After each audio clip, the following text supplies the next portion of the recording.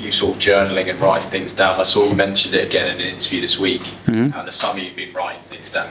I just wonder, was that part of that around your sort of messaging to the squad this season? Because I imagine this is a very different message you're giving to them than you would have done in the past.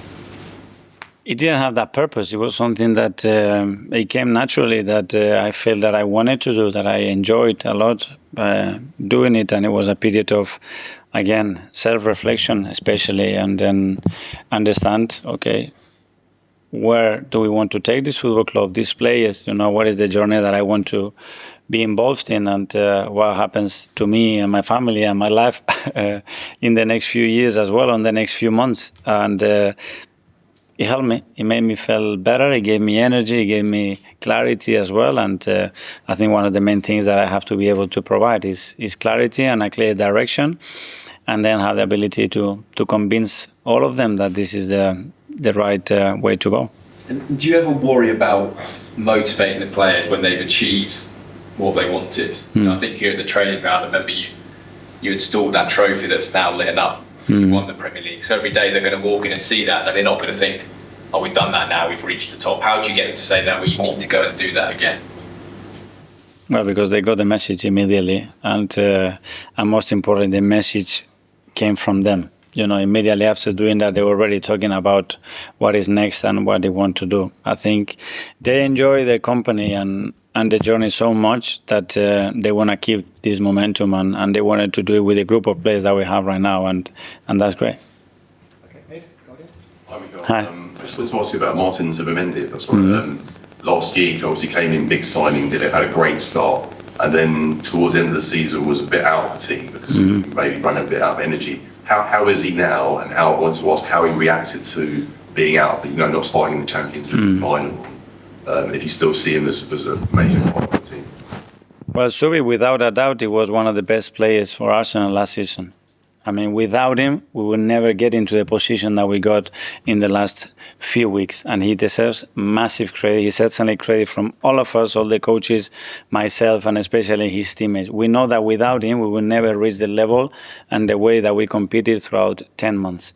At the end, he didn't play that much. He still plays some important minutes, but he didn't play that much. But no one can neglect the importance of what we did and how important he is for us. So that's, I think, it's important to comment, because a lot of people ends with the taste. No, but this player played the Champions League final. Yeah, because this guy did it for 10 months. Otherwise, we weren't here and you wouldn't be playing in those finals.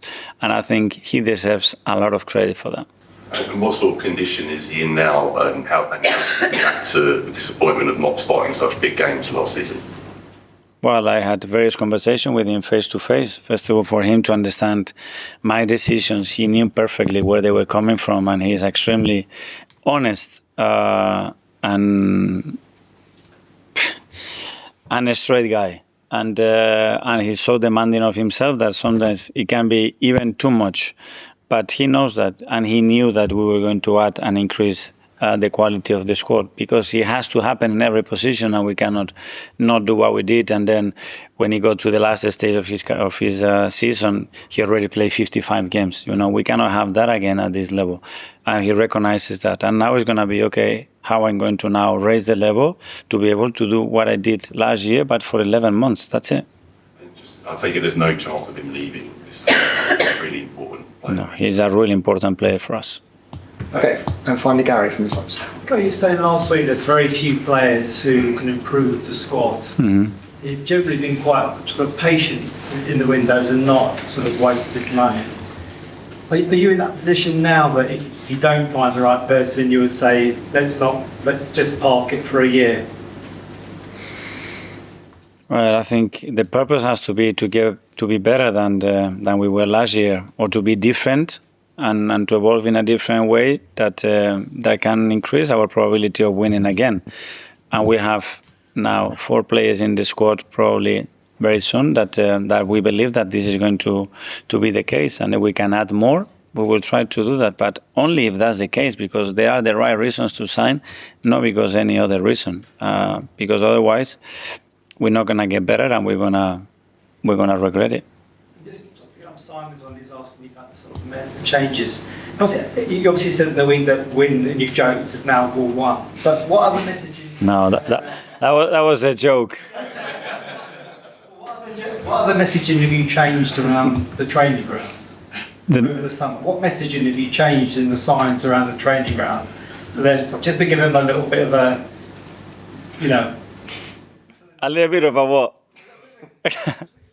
They don't need any kicks. I see that. If they need a kick, believe me, they will get a kick. But they don't need a kick. What they need is a realization of the energy and the desire and the passion that they have to go again this season is there, certainly there, and look after each other every day, because we have built something that is special, and it takes a long time to build it, and we need to make sure that we look after it daily. That's the most important thing. Okay, guys. See you tomorrow. Okay, thank you.